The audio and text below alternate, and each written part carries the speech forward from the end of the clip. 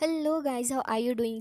आज के इस शानदार एपिसोड की शुरुआत होती है और हमें देखने के लिए मिलता है कि सिचुएशन अभी काफ़ी ज़्यादा क्रिटिकल हो चुकी थी, क्योंकि यहाँ का माहौल काफ़ी इंटेंस हो चुका होता है। और हमें देखने के लिए मिलता है कि यहाँ पर शाओयान के अलावा भी बाकी सारे लोग काफ़ी ज़्यादा एक्साइटेड थे ये देखने के लिए कि आखिर इस ख़तरनाक से कंपटीशन का एंड रिज़ल्ट क्या निकलने वाला है, क्योंकि सभी को इस चीज़ का काफ़ी बेसब्री से इंतज़ार था। और साथ ही एल्डर मोगू से अपने ऊपर पूरा भरोसा था कि वो यहाँ पर काफ़ी कुछ ऐसा जलवा दिखा सकता है जो कि यहाँ पर कोई नहीं दिखा पाएगा। जिसके बाद यहाँ पर अभी प्रेजेंट में यही सब कुछ सीन चल रहा होता है और सारे ही लोग अभी शाओयान के ऊपर काफ़ी ज़्यादा ध्यान दे रहे थे और सोच रहे थे कि न जाने अब आगे क्या होगा। जिसके बाद यहाँ पर एल्डर मू जो था वो शाओयान की तरफ को देख रहा होता है और साथ ही वो शाओयान को टॉन्ट भी मार रहा था, ये कहते हुए कि भले ही तुम यहाँ पर खुद को कितने ही ज़्यादा पावरफुल क्यों ना समझ लो, लेकिन आज तुम्हारा वो बास्टर्ड मास्टर याओ चैन भी यहाँ पर आ गया तो मैं उसे भी ख़त्म कर डालूंगा। ये सुनने के बाद तो शाओयान को उसके ऊपर बहुत ही ज़्यादा गुस्सा आ रहा होता है और कह रहा था कि अच्छा, शाओयान के हाथ में उसकी बोन चिलिंग फ्लेम्स भी होती हैं और जिसे देखकर वो कह रहा होता है कि तुम मेरे मास्टर के बारे में से फालतू की घटिया बातें बोलने के लायक ही नहीं हो। ये कहते साथ ही वो अपनी काफ़ी ज़्यादा बोन चिलिंग फ्लेम्स को रिलीज़ करता है और जैसे ही आसपास मौजूद लोग इस चिलिंग फ्लेम को देखते हैं तो वो सभी एकदम ही शॉक्ड हो चुके थे। जिसके बाद ये फ्लेम काफ़ी ज़्यादा ऊपर तक उठ जाती है और सभी लोग ये नज़ारा देखकर हैरान होते हैं। साथ ही मिस युआन ही को देखते हैं जो कि इस चीज़ को देख रही थी और कह रही होती हैं कि अनएक्सपेक्टेडली याओ चेन ने उसको अपनी एंशंट स्पिरिट ड्रैगन की फायर उसको दे दी थी। क्या ये सच में ऐसा हुआ?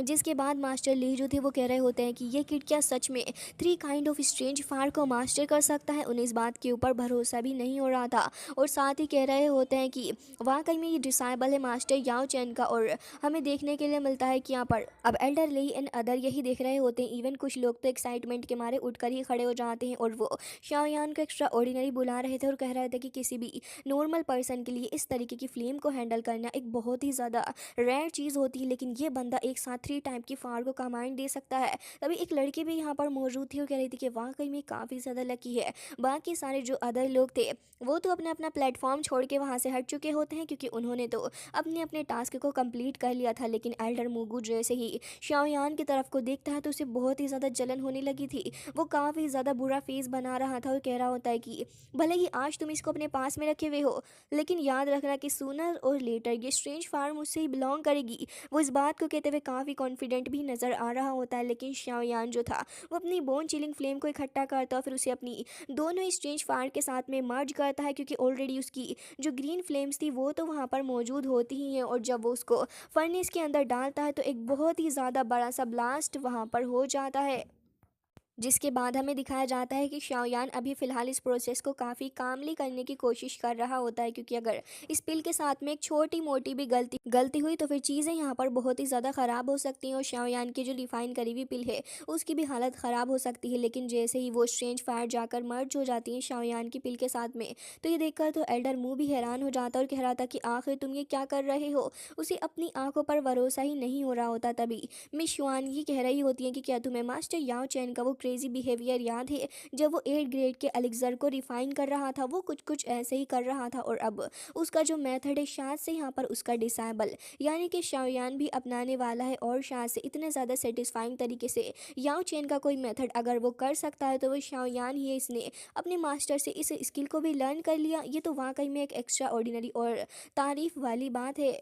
जिस पर वो ये भी कह रही होती है कि शुआन कॉन्गजी, मुझे लग रहा है कि इस बार तो शायद तुम्हें शुक्रिया अदा करना पड़ेगा, क्योंकि यहाँ पर अगर याओ चेन ने ये स्किल नहीं सिखाई होती तो शायद से काफ़ी ज़्यादा नुकसान तुमको होता। अब देखने के लिए मिलता है कि सॉन्ग भी यहाँ पर खड़ा हुआ था और वो कह रहा होता है कि इस पॉइंट पे इसने इतना ज़्यादा बड़ा रिस्क लिया है। यकीनन शाओयान एक बहुत ही बड़ा पागल है और वो इस एलिक्सर को अब डिस्ट्रॉय करने वाला है, क्योंकि ये इसके बस की बात तो बिल्कुल भी नहीं है। लेकिन शाओयान पूरा फोकस्ड होता है इस पिल को एक बार फिर से रिफाइन करने के लिए। धीरे धीरे करके ये जो फायर थी वो जाकर पिल के साथ में मर्ज हो रही थी और शाओयान को इसको बैलेंस करना था, क्योंकि अगर ये थोड़ी भी अनबैलेंस्ड हुई तो फिर सारा का सारा गेम ही ख़राब हो सकता है। एक छोटी सी गलती भी शाओयान को एक बहुत ही ज़्यादा बड़ी प्रॉब्लम में डाल सकती है।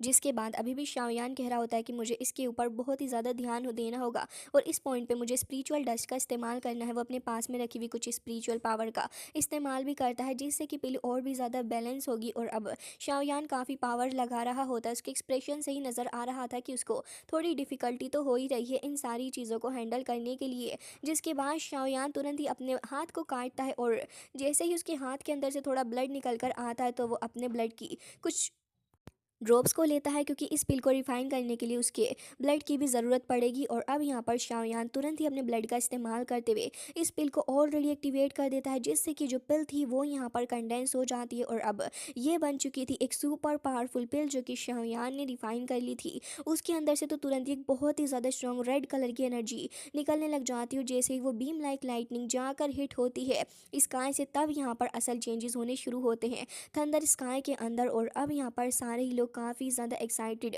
और थोड़े नर्वस भी नज़र आ रहे थे क्योंकि अब एंड रिजल्ट जो होगा वो हर एक चीज़ को डिफाइन करेगा। जिसके बाद सभी लोग काफ़ी ज़्यादा हैरत के साथ देख रहे थे। इवन हमें दिखाया जाता है कि काउइंग वो भी यही देख रही होती है और कह रही थी कि ये यकीनन एक 4 ग्रेड की अपग्रेडेड एलिक्सर बैरियर होगी और उसे काफ़ी उम्मीद भी थी।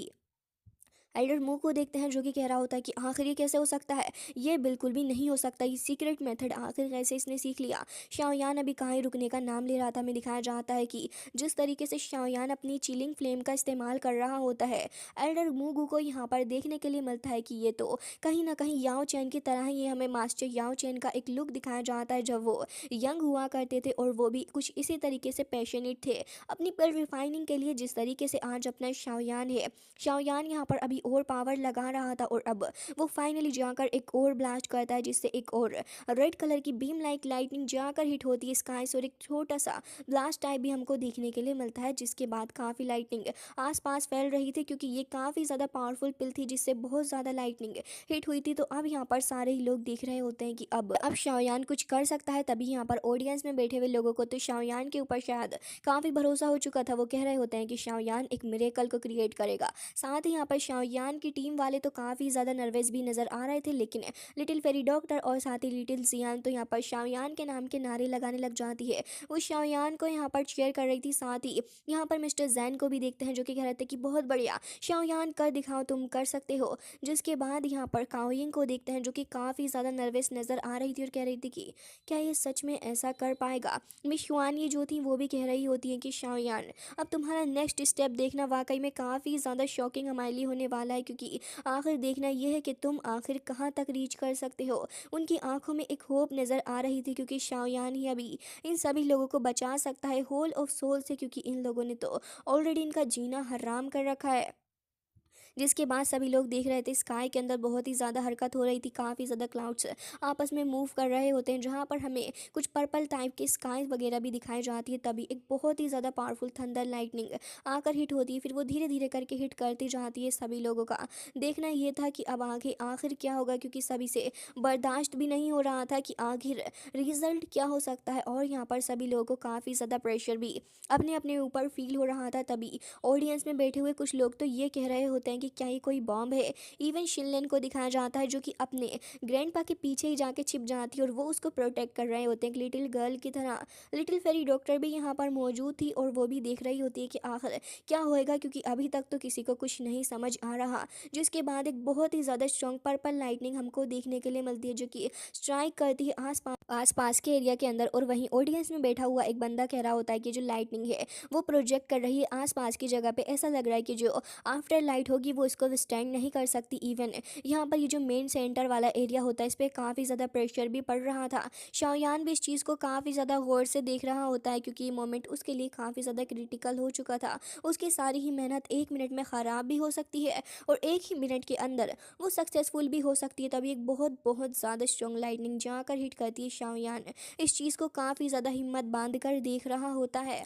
अब इस लाइटनिंग को देखकर सभी लोग हैरान थे और एल्डर मुंह तो ये कह रहा होता है कि तुम कभी भी 5 कलर की पिल थंडर को अट्रैक्ट करने में कामयाब नहीं हो सकते। और साथ ही यहाँ पर जो तुम्हारा मास्टर है वो भी ऐसा नहीं कर सकता है और साथ ही ये जो डिवाइस यहाँ पर मौजूद है वो भी इसको बेयर नहीं कर पाएगा। अब यहाँ पर काविंग और बाकी सारे लोग भी यही देख रहे थे कि कहीं एल्डर मुंह की कहीं भी बात सच नहीं हो जाए। तभी शुआन कोंगजी उठकर खड़े हो जाते हैं और कह रहे थे कि ये जो प्रोटेक्शन डिवाइस है ये ऑलरेडी इतने ज़्यादा डैमेज को सहन नहीं कर पा रहा है। अगर ये कम्प्लीटली सिवियरली डैमेज हो गया तो फिर मुझे डर है कि शाओयान की करंट स्ट्रेंथ के मुकाबले यहाँ पर शाओयान इसको बिल्कुल भी झेल नहीं सकता। शाओयान के लिए इम्पॉसिबल हो जाएगा स्पिल थंडर लाइटनिंग को अट्रैक्ट करना अपनी तरफ। और साथ ही जैसा कि सभी लोग कह रहे थे वैसा होता भी है, ये जो डिवाइस था वो धीरे धीरे करके क्रैक करने लग जाता है। और लिटिल फेरी डॉक्टर इसे देख के काफ़ी परेशान थी और कह रही होती है कि ये जो लाइटनिंग प्रोजेक्शन डिवाइस है ये ऑलमोस्ट डैमेज हो चुका है। मिस शुआन ये भी काफ़ी स्ट्रेस्ड हो चुकी होती है इस माहौल को देख के, और शाओयान भी यही देख रहा था कि अब न जाने आगे क्या होगा, लेकिन फिर भी वो इस प्रोसेस को ऐसे ही कंटिन्यू रखता है बिना उसको रोके हुए। तभी वहाँ एल्डर लेई उठकर आ जाते हैं और कह रहे थे कि तुम्हें क्या लगता है, क्या ये लड़का ऐसा कर सकता है। जिसके बाद लाइटनिंग एक बार फिर से हिट करती है और जैसा सभी ने सोचा था यहाँ पर ये प्रोटेक्शन डिवाइस जो था वो पूरे तरीके से डिस्ट्रॉय हो जाता है और आसपास काफ़ी लाइटनिंग रिलीज़ होती है। जिसके बाद सभी लोग इसे देख रहे थे कि अब शाओयान का क्या ही होएगा। लेकिन अब यहाँ पर एल्डर मुँह हंस रहा होता और कह रहा था कि मैंने तो पहले ही कहा था, अब मैं देखना चाहूँगा तुम्हारी स्ट्रेंथ को भी कि आखिर तुम क्या कर सकते हो। क्या तुम सच में 5 कलर की लाइटनिंग को आज झेल पाओगे या फिर नहीं, और अगर झेलोगे तो फिर कैसे। तभी शाओयान काफ़ी गुस्से से स्काई की तरफ को ही देखने लग जाता है और अब वो देख रहा था कि अब आखिर आगे क्या होगा। लेकिन इतनी देर में हमें देखने के लिए मिलता है कि यहाँ पर एक पहले सोल बर्निंग फ्लेम ड्रैगन वहाँ पर आ चुका होता है और वो काफ़ी ज़्यादा गुस्से में था। शाओयान भी इसको देखकर घबरा जाता है और उसे पता था कि ये शाओयान को काफ़ी ज़्यादा हार्म भी कर सकता है, लेकिन वो तो अब फिलहाल आगे बढ़ रहा होता है और साथ ही काफ़ी स्ट्रेस भरा माहौल भी यहाँ पर हो चुका था। तभी वो जो ड्रैगन था वो बहुत ज़्यादा ज़ोर से चिल्ला रहा होता है इसे देखकर। तो एल्डर चोंग और बाकी सारे लोग भी यही कह रहे थे कि ओह नो, ये सिचुएशन काफ़ी ख़राब है। तभी यहाँ पर वो सोल बर्निंग ड्रैगन काफ़ी ज़ोर से चिल्लाता है इसे देखकर। तो एरिना के अंदर मौजूद जितने भी लोग थे वो सभी वहाँ से डर के भाग जाते हैं। Little fairy doctor, master Tian और जिया ये सारे के सारे आगे आ रहे होते हैं शाओयान को ही प्रोटेक्ट करने के लिए, क्योंकि वो तो अभी पिल रिफायरमेंट के प्रोसेस में ही था। जैसे ही वो सोल बर्निंग ड्रैगन आगे आता है तभी ये तीनों के तीनों भी शाओयान को बचाने के लिए आगे आ जाते हैं। लेकिन जैसे ही शाओयान देखता है कि अब ये ड्रैगन उसके काफ़ी करीब आ चुका है, तब वो यहाँ पर समन करता है डीमन पपेट को और उससे कह रहा होता है कि जाओ आगे बढ़ो। जिसके बाद यहाँ पर अब डीमोजी आगे बढ़ जाता है और जाकर इस ड्रैगन के साथ में ही टक्कर ले लेता है, क्योंकि जो लाइटनिंग थी वो उसके खुद के लिए काफ़ी ज़्यादा बेनिफिशियल होने वाली थी। तो इसके चलते यहाँ पर वो जो था वो यहाँ कोशिश कर रहा होता है इस लाइटनिंग को झेलने की। वैसे तो ये लाइटनिंग उसके लिए अच्छी है, लेकिन फिर भी ये लाइटनिंग काफ़ी ज़्यादा अमाउंट में थी जिससे कि आसपास भी ये लाइटनिंग फैल रही थी।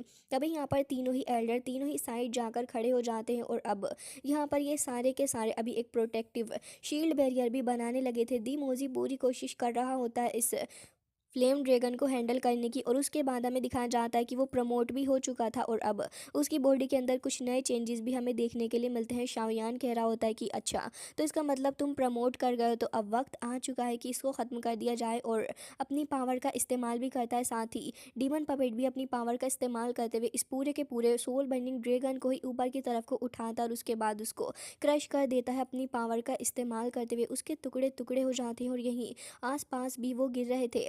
जिसके बाद अपनी पावर का इस्तेमाल करते हुए वो उसे पूरे तरीके से ही ख़त्म कर देता है और आसपास एरिना में मौजूद लोग जो कि काफ़ी ज़्यादा डरे हुए थे, अब वो थोड़ा नॉर्मल हो जाते हैं और सभी ये देखकर विश्वास नहीं कर पा रहे थे अपनी आंखों के ऊपर। एल्डर मुंह जो था वो भी यही सोच रहा होता है कि आखिर ये कैसे हो सकता है।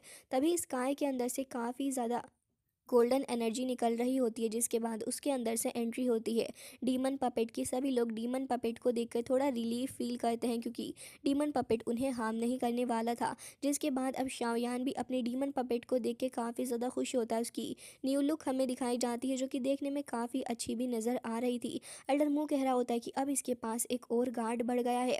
जिसके बाद तीनों ही एल्डर एक बार फिर वापस आके खड़े हो जाते हैं और एल्डर शुआंग कोंगजी कह रहे थे कि मैं सोच रहा हूँ कि इसके पास आखिर ये पपेट कहाँ से आ गया है, और साथ ही ये पपेट क्या थंडर को भी एब्जॉर्व कर सकता है, वो भी इतनी ज़्यादा मात्रा में। जिसके बाद में शुआनी यही कह रही होती है कि ये वाकई में पावरफुल है। और तभी शुआन कोंगजी कह रहे थे कि वैसे मैंने इसे बहुत ही ज़्यादा वक्त पहले एंशिएंट रूइन के अंदर देखा था और उसके बाद से मैंने इस तरीके की कोई भी पावरफुल चीज़ नहीं देखी है। जिसके बाद यहाँ पर मिस देख रही होती है शाओयान की तरफ, क्योंकि शाओयान की तरफ, और वो कह रही थी कि याओ चेन, तुम्हारे डिसाइबल तो एकदम तुम्हारी तरह है, जैसे तुम पहले थे बिल्कुल वैसे ही ली, जिसके बाद वो यहाँ पर मास्टर याओ चैन को ही याद करने लग जाती हैं और एक बार फिर से हमें मास्टर याओ चैन ही देखने के लिए मिलते हैं शाओयान की लुक के अंदर। और अब यहाँ पर शाओयान अपनी बनाई हुई स्पिल को देख के काफ़ी खुश हो रहा होता है। उसे अपने मास्टर की भी बात याद आती है जब मास्टर उसको स्क्रोल्स दे रहे थे और यहाँ पर शाओयान ने उनसे कहा था कि मैं भी उसी पाथ के ऊपर वॉक करने के लिए जा रहा हूँ जिस पर अब तक आप चले हो और मैं भी ऐसे ही आगे बढ़ूंगा। मास्टर ने शाओयान की जितनी भी हेल्प जितनी बार भी की थी उसे याद आ रहा होता है और उसे मास्टर ने ये भी बताया था कि ये जो कल्टीवेशन का रोड है वो एंडलेस है और ये कल्टीवेशन कभी भी समाप्त नहीं होने वाली है। जिस पर वो यहाँ पर अपने काफ़ी ज़्यादा बुरे टाइम को भी याद करता है जब वो ऑलमोस्ट हर एक चीज़ के अंदर लॉस्ट होने वाला था, लेकिन फिर भी अब प्रेजेंट के अंदर शाओयान की आंखों के अंदर आंसू आ जाते हैं अपने मास्टर याओ चैन को याद करते हुए और कह रहा होता है कि मैं आपके नेचर को अभी तक नहीं भूला हूँ। जिसके बाद तीनों ही एल्डर्स शाओयान की तरफ काफ़ी ज़्यादा प्यार से देख रहे थे और अभी शाओयान भी अपने मास्टर को याद कर रहा होता है और कह रहा था कि मास्टर मैं आपको बहुत ही ज़्यादा मिस करता हूँ। तभी हमें उसके मास्टर की एक छवि भी वहाँ पर दिखाई जाती है जिसे देखकर शाओयान अब तक थोड़ा और इमोशनल हो रहा था। जिसके कुछ वक्त बाद का सीन हमें दिखाया जाता है, सारे ही कंटेस्टेंट अपनी अपनी जगह पर खड़े हुए थे और सभी इंतज़ार कर रहे होते अनाउंसमेंट का। जिसके बाद शुआन कोंगजी बिल्कुल भी वक्त बर्बाद नहीं करते और सभी को बता देते हैं कि इस बार के जो अल्केमी कंपटीशन हुआ है इसका विनर शाओयान ही है, जैसा कि आप सभी ने देखा है। जैसे ही यहाँ पर खड़े हुए लोग शाओयान का नाम सुनते हैं तो वो काफ़ी खुश हो गए थे और वो सभी शाओयान को बहुत ज़्यादा चेयर भी कर रहे थे। तभी यहाँ पर मास्टर जैन भी उठ के खड़े हो जाते हैं और वो सभी से कह रहे थे कि तुम उस लड़के को देख रहे हो, वो मेरा ब्रदर है। तभी लिटिल जियान कह रही होती है कि तुम आखिर ऐसे बिहेव क्यों कर रहे हो, जैसे कभी तुम आउटसाइड वर्ल्ड के अंदर गए ही नहीं हो, ये काफ़ी एम्बेरसिंग है।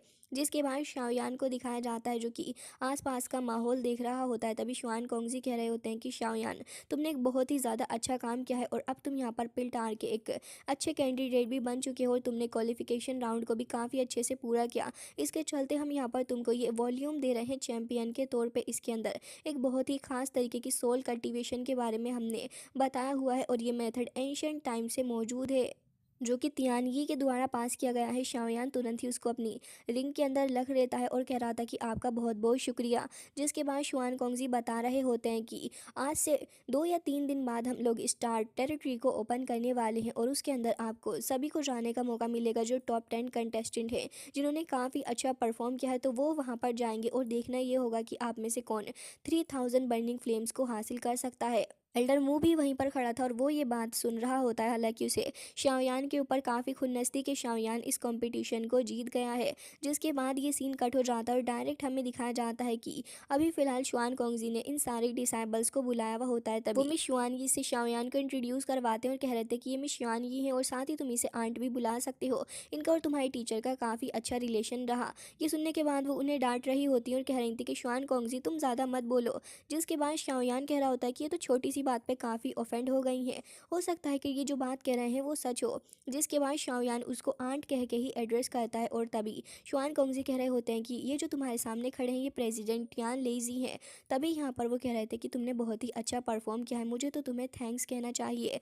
तभी यहाँ पर एल्डर शुआन कोंगजी कह रहे थे कि तुम सारी स्टार टेरिटरी के अंदर एंटर करने वाले हो और वहाँ पर 3000 बर्निंग फ्लेम्स तुमको मिलेंगी। सोल पैलेस भी इस चीज़ को ऐसे नहीं छोड़ने वाला है, तुम्हें भी इसके बारे में बहुत ही अच्छे से पता है। तो मैं तुम सभी को आगाह करना चाहता हूँ इसके बारे में कि प्लीज़ अगर वहाँ पर कुछ भी हो तो तुम हमें ज़रूर से ही बताना, हमारे साथ में तुम्हें कोऑपरेट करना ही होगा क्योंकि तुम्हें पता ही है कि एल्डर मूगू जो है वो कुछ ना कुछ ऐसा ज़रूर से ही करेगा जिससे कि हम लोगों द्वारा बनाई गई जो सील है वो वहाँ पर टूट जाए और साथ ही 3000 बर्निंग फ्लेम वहाँ से आज़ाद हो। हम लोगों को उसके इविल इंटेंशंस के बारे में अंदाज़ा है। तभी वो यहाँ पर 3 मैजिकल बॉल्स निकालते हैं और कह रहे थे कि ये हमने तुम्हारे पास में दे दी है, तुम इन्हें अपने पास रखो, जैसे ही तुम इसका इस्तेमाल करोगे तभी यूनिवर्स लेवल के एक बंदे वहाँ पर आ जाएंगे तुमको असिस्ट करने के लिए, तो तुम वहाँ पर सिंगल हैंडेडली चीज़ों को हैंडल नहीं करोगे। जिसके बाद वो कह रहे थे कि शाओयान ये चीज़ें बहुत ही ज़्यादा ख़राब हो रही हैं, प्लीज़ मुझे उम्मीद है कि तुम इन्हें संभाल लोगे। जिसके बाद शाओयान वहाँ से जा रहा था तो लिटिल जियान उससे कह रही होती है कि आज तो तुमने बहुत ही अच्छा काम किया है शाओयान, चलो मुझे जल्दी से बता दो कि वो एलिक्ज़र कहाँ है जो कि तुमने मेरे लिए रिफ़ाइन किया है। लेकिन शाओयान ने तो अभी कोई भी एलिक्ज़र रिफ़ाइन किया ही नहीं था। जिसके बाद जियान कह रही होती है कि अच्छा तो तुमने एलिक्ज़र रिफ़ाइन ही नहीं किया तो फिर ठीक है, अच्छा मुझे तुम एक बात बताओ, अगर मैं तुम्हारी हेल्प करूँ 3000 बर्निंग फ्लेम को हासिल करने के लिए तब क्या यहाँ पर तुम मेरी मदद करोगे? और वैसे मैं तुम्हें ये भी बताना चाहूँगी कि मैं तुम्हें इस चीज़ की गारंटी दे सकती हूँ कि मेरी मदद के बिना तुम 3000 बर्निंग फ्लेम्स को हासिल नहीं कर सकते। तभी शाओयान कह रहा होता है कि आखिर तुम ऐसा कैसे कह सकती हो। तभी वो कह रही थी कि तुम्हें शायद ऐसा नहीं पता है, लेकिन इसके पीछे भी एक पूरी की पूरी स्टोरी है। तो बताओ तुम क्या इसे जानना चाहोगे? अगर तुम ज़बरदस्ती करोगे उस 3000 बर्निंग फ्लेम्स को हासिल करने के लिए, तो इसका कुछ भी फ़ायदा शाओयान तुम्हारे लिए नहीं होने वाला है। जिसके बाद शाओयान कह रहा था कि तो क्या तुम्हारे पास इसका कोई सोल्यूशन है? तभी वो कह रही होती है कि बिल्कुल, लेकिन अगर तुम चाहते हो कि हेल्प करूं तो फिर तुम जैन से काफ़ी सारे मटेरियल ले लो और मेरे रोज़ के खाने के लिए ढेर सारे एलिक्सर रिफाइन करो।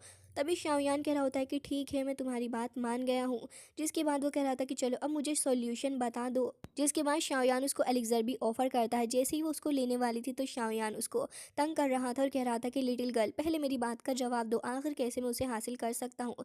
तभी यहाँ पर वो एलिक्सर खाने लग जाती है और कह रही थी कि अच्छा ठीक है, मैं तुम्हें बताती हूँ। उसके बाद वो यहाँ पर समन करती है 3000 बर्निंग फ्लेम के अंश से बना हुआ एक ड्रैगन, जो कि एग्जैक्टली ऐसा ही लग रहा था जैसे कि असल 3000 बर्निंग फ्लेम है। तभी शाओयान इसे देखकर शौक हो जाता है। वो कह रही थी तो क्या ये एग्जैक्टली वैसा ही दिखता है? तभी शाओयान कह रहा था कि हाँ बिल्कुल, मैंने स्टार रियल्म के अंदर एकदम ऐसी 3000 बर्निंग फ्लेम देखी थी। तभी वो कह रही थी कि ऐसा इसलिए है क्योंकि हमारे जो एक एल्डर थे वो यहाँ पर उसका एक अंश ले आए थे और यहाँ पर ये जो स्ट्रेंज फायर है उसी की वजह से इसका जन्म हुआ है। शाओयान कह रहा था कि आखिर तुम ये क्या कह रही हो? तभी वो वहाँ पर उछल कूद करने लग जाती है बच्चों की तरह और कह रही थी कि बैक देन हमारी क्लैन के एक एल्डर थे, तो उन्हीं की वजह से ये जो 3000 बर्निंग फ्लेम है वो हमसे भी कहीं ना कहीं बिलोंग करती है, क्योंकि हमारे क्लैन के एल्डर के द्वारा ही तो वो यूज़ की जाती थी।